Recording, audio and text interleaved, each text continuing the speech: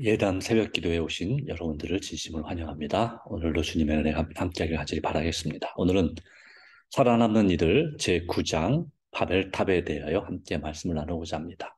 창세기 11장 1절 4절 말씀 가운데 온 땅의 언어가 하나요 말이 하나였더라.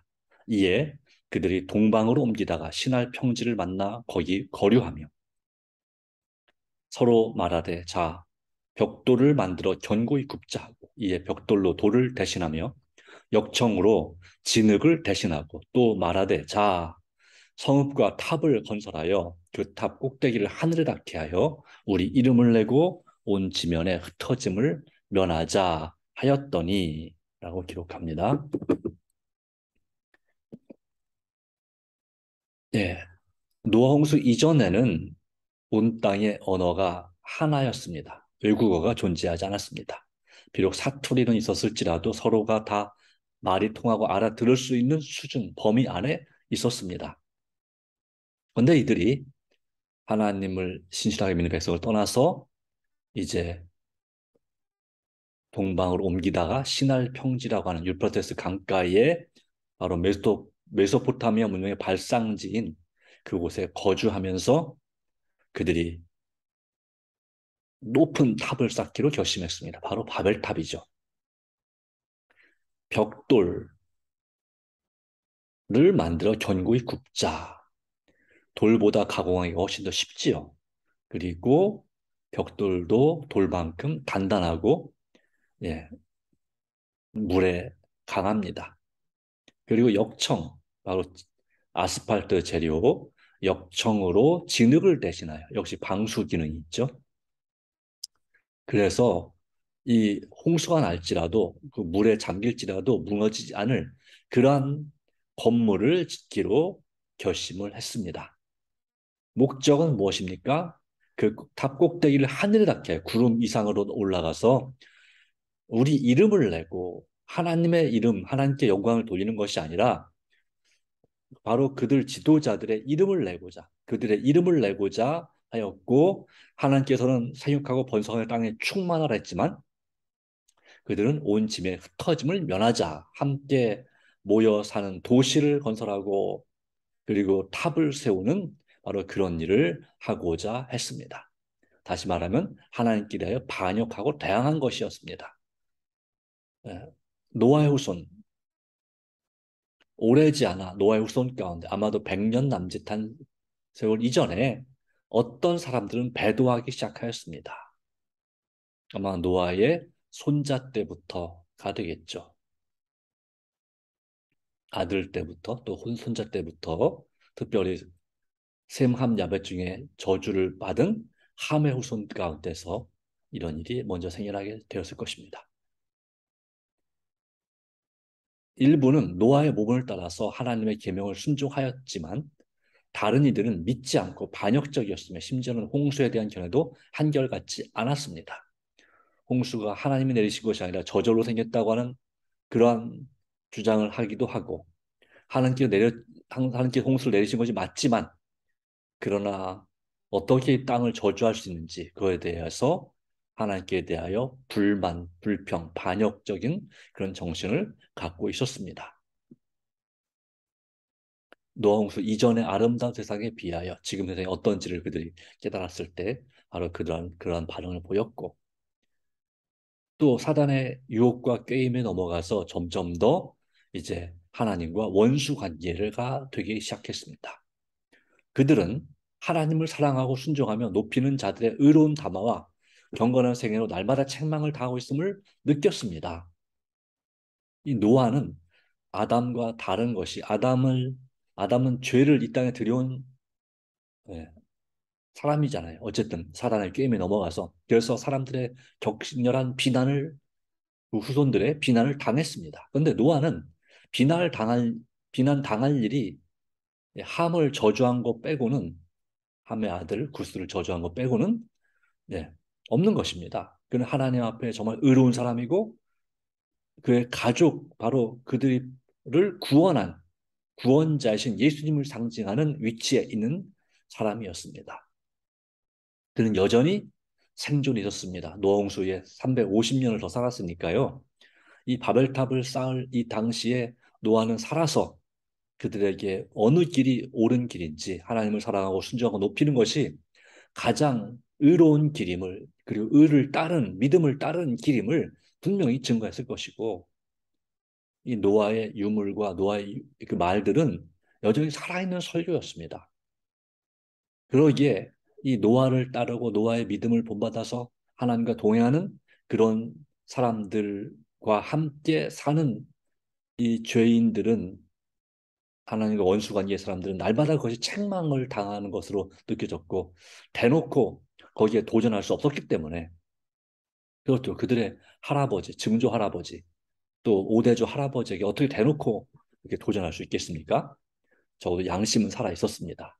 네, 그래서 차라리 그들이 이제 서로 협의한 결과 이 의로운 생애를 삶으로 그들의 악한 행로를 끊임없이 제지하는 이 신실한 자들과 교제를 끊기로 의견을 모았던 것입니다. 네, 고대 역사 가운데 수메르족과 아카드족이 나오는데요. 아마도 이 노아의 의로운 후손들은 또 지혜로운 이 사람들은 아마도 수메르족이었을 가능성이 높습니다. 불리기를 그렇게 불렸을 것입니다. 그리고 그들을 떠나서 이 문명을 건설한 이 부족들은 어쩌면 아카드족이라 불렸을지도 모르겠습니다. 나중에 수백 년 후에 이 아카드족이 수메르족을 정복하고 나라를 세웁니다. 예, 물론 그랬을 것이란 추측입니다. 아무도 그것을 정확하게 말할 수는 없습니다. 네, 다만 그럴 가능성이 있다라고 하는 것이죠. 처음에 원수 관계에 있는 이 악한 사람들이 의로운 하나님의 사람들을 떠나서 살다가 세력을 얻은 후에는 이 하나님의 백성들의 그 땅까지 탐을 내고 그들을 정복했을 것이다라고 보는 것이죠. 그럼에도 불구하고 이 노아의 믿음을 본받은 사람들은 역사 이래로 대대로 이어져 왔습니다. 어쨌든 이 사람들이 하나님과 원수관계인 사람들이 이제 이 노아의 그 지도 아래를 떠나서 이제 동쪽으로 옮겨가다가 유프라테스 강가의 시날 평야를 만나서 그곳에서 거주하면서 도시를 건설하고 구름에까지 닿는 높은 탑을 세우려고 계획했던 것입니다. 처음에는 그 노력이 대단했습니다. 날이 갈수록 웅장한 탑이 그리고 주변의 도시가 아주 훌륭하고 정말 대단하게 건설이 되어지고 있는 것이었습니다. 하나님께서 주목하실 만큼 그렇게 대단한 건축이 일어나게 됐습니다. 목적은 무엇입니까? 다 같이 그 도시와 탑 안에서 함께 살며 다시는 흩어지지 않고 대홍수가 날지라도 생명을 보존하기 위해서 그들은 그렇게 탑을 쌓은 것입니다. 그러나 이것은 하나님의 뜻이 결코 아니었습니다. 이런 도시, 이런 큰 탑은 그들의 교만함의 상징이었고 그들의 이름을 내는 자신에게 영광을 돌리는 상징이었고 이 도시는 하나님께 흩어지라고 하신 이유는 이런 범죄로부터 유혹으로부터 그들을 구호하기 위해서 방지하기 위해서 온 땅에 흩어져 살라고 한 것이고 도시를 이루어서 함께 가능하면 모여 살지 않도록 말씀하신 것입니다. 아시는 바대로 시골보다 도시는 범죄의 온상입니다. 어둠의 세계라고 말할 수 있겠죠. 그러기 하나님께서는 만약에 그 지도자들이 타락하게 되면 훨씬 더 큰 문제가 발생하는 이 도시를 바라지 않으셨습니다.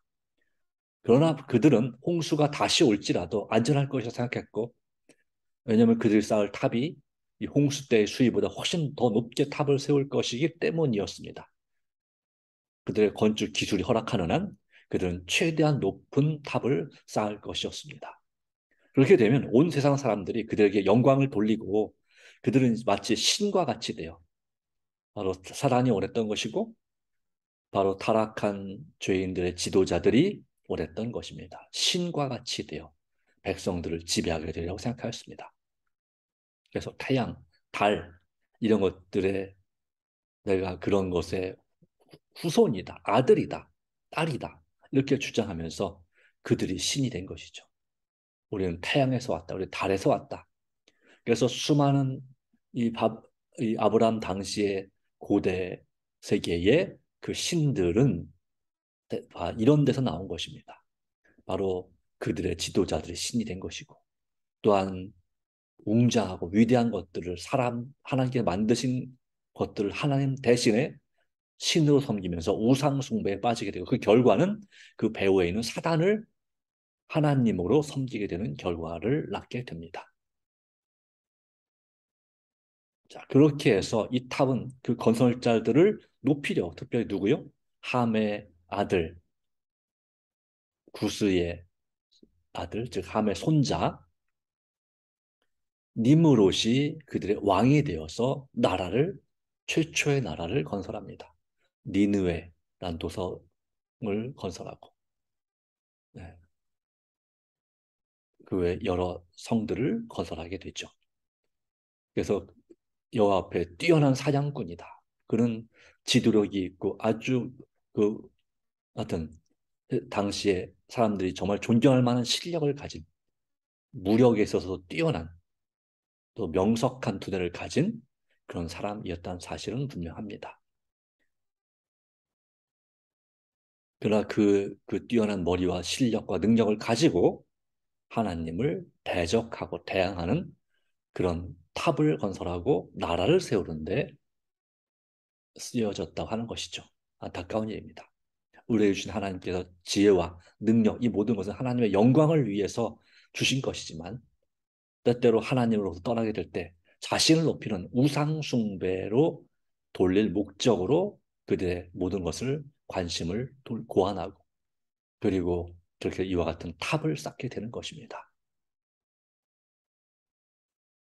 그러기에 이걸 계속 놔뒀다가는 정말 하나님을 대항하는 그런 일의 끝을 볼 것이기 때문에 자신을 높여 하나님을 대항하는 바로 그것을 하나님께서는 그 일이 완성되도록 허락하지 않으셨습니다. 얼마나 몇 퍼센트나 완성되는지는 알 수 없지만 상당히 탑을 높이 쌓았을 때에 주께서 창세기 11장 7절 6절부터 9절에 있는 말씀처럼 이 일을 우리가 방해하지 않으면 그들이 이 일에 성공할 것이다 하고 두 강력한 천사를 보내서 저들의 일을 혼란시키셨습니다.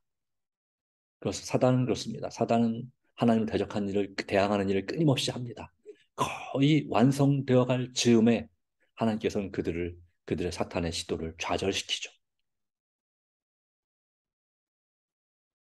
그래서 이 지금처럼 무전기가 없는 시절에 이제 서로 간에 말이 들리지 않을 정도로 높이 탑을 쌓은 것입니다. 그러면 각 층마다 전달자가 있어야 되겠죠. 그래서 이제 탑 꼭대기에서 일하는 일꾼들에 이게 있어서 벽돌이 필요하다. 또는 역청이 필요하다. 또 돌이 필요하다. 예, 또 나무가 실내 장식을 위한 나무가 필요하다. 뭐 물이 필요하다. 식량이 필요하다. 이렇게 그 사람들에게 전달하는 거죠. 전달해서 이 땅 이 밑에 있는 땅까지 전달되는 건데 그렇게 해서 소통이 잘 됐었습니다. 어, 한 번에 잘 됐었어. 그렇기 때문에 탑을 그렇게 높게 쌓아가게 된 것입니다. 그런데 그 전달되는 과정에 있어서 천사들이 언어를 조금씩 혼동시켜 버린 것입니다. 그러니까 그 전달된 결과 올라오는 재료를 보니까 이 탑 꼭대기에서 일하는 일꾼들의 그 원하는 재료가 안 올라오는 것이죠. 네. 그러니까 어떻게 했습니까? 화가 나겠죠.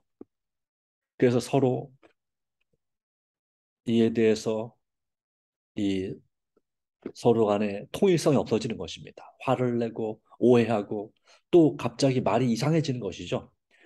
이해할 수 있는 말 반, 이해할 수 없는 말, 이상한 말들을 하는데 도저히 무슨 말인지 이해가 되지 않고 그래서 서로 싸우다가 결국은 도저히 일이 안 돼서 일을 중지하고 하나님께서 그 일을 막으신다는 확신을 갖게 되죠. 결국은 이것이 이 바벨탑이 그들에게 축복의 영광스러운 탑이 아니라 저주받은 탑이 되는 것입니다. 모두 뿔뿔이 땅에 널리 흩어지고 말았습니다. 그래서 이 땅에 수많은 언어가 수천 가지의 언어가 생겨나게 된 것이죠. 네. 지금 이 땅의 시대는 이 어려운 언어를 배우려니까 정말 쉽지가 않습니다. 언젠가 하나님께 다시 언어를 통일하시겠지만 이제 그때까지는 우리가 견뎌내야 되는 것입니다. 그리고 하나님의 진노의 표시로서 하늘에서 내려친 벼락으로 탑 꼭대기가 허물어져 땅으로 떨어졌습니다. 그리고 세월이 지남에 따라 버려지게 되었고 이 탑은 서서히 균열되고 결국은 지진이나 여러 가지 로 인해서 무너져 내리게 되었습니다. 그렇습니다. 인간이 만든 모든 것은 하나님을 대항하는 모든 것은 결국은 아무리 견고하게 쌓아도 무너져 내릴 수밖에 없습니다. 그렇게 우리가 살 길은 무엇입니까? 이 무너지는 영적인 바벨론, 이제 이 바벨탑은 나중에 바벨론 나라가 되었고 이 시대의 영적인 바벨론, 타락한 교회, 타락한 하나님을 대적하는 세력이 되었습니다. 그리고 성경은 역시 예언합니다. 요한계시록 14장의 말씀 가운데서 8절에 무너졌다 큰 성 바벨론이요.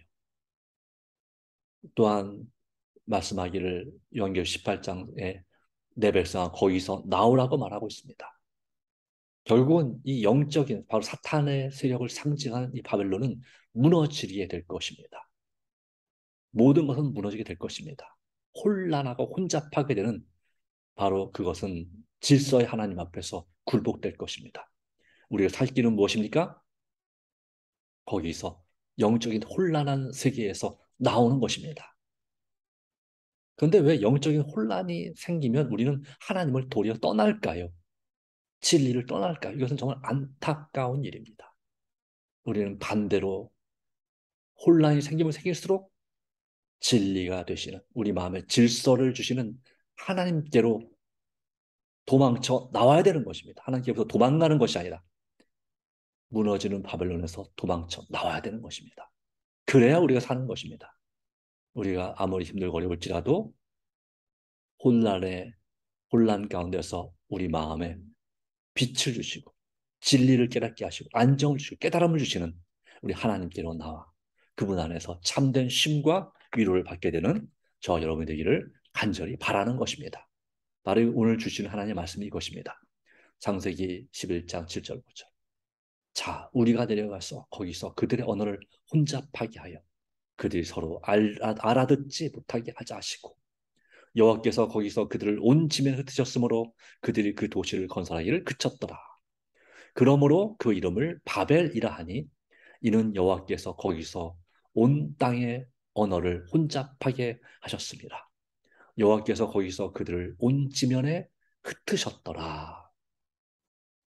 그리하여 그들은 하나님의 뜻에 의하여 온 땅에 흩어져 상륙하고 번성하게 되는 그 일을 이루어서 땅 끝까지 이와 같은 인류가 퍼져 나가게 되었던 것입니다. 물론 그들은 가는 곳마다 역시 이와 바벨탑과 비슷한 건물들을 세워 왔습니다.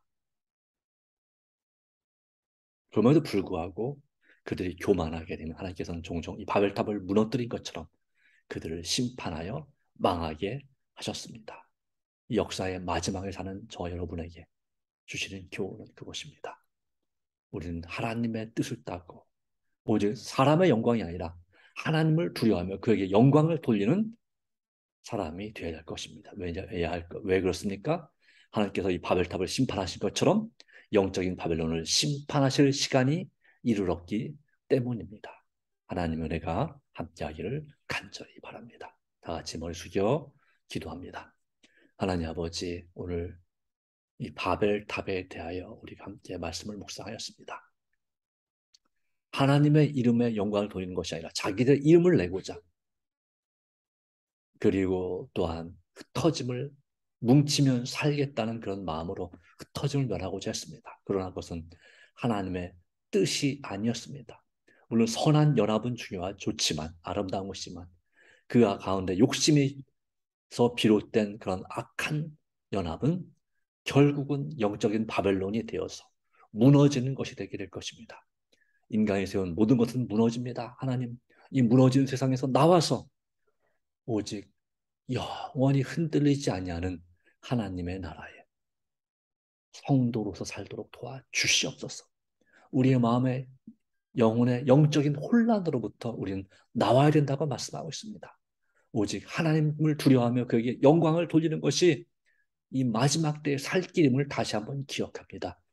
우리 사랑하는 자신, 내 가족들을 위하여 기도하오니 주님, 우리 가족들이 이 혼란한 세상에서부터 나와 오직 하나님께 굴복하여 믿음으로 구원받고 의를 따르는 믿음을 따르는 의의 상속자 노아처럼 살게 하여 주시옵소서. 주님의 은혜가 함께 믿사오며 우리의 기도를 들어주시는 우리에게 은혜와 위로가 되시는 예수님의 이름으로 간절히 기도합니다. 아멘. 하나님의 은혜가 저 여러분과 함께하기를 간절히 바랍니다. 감사합니다.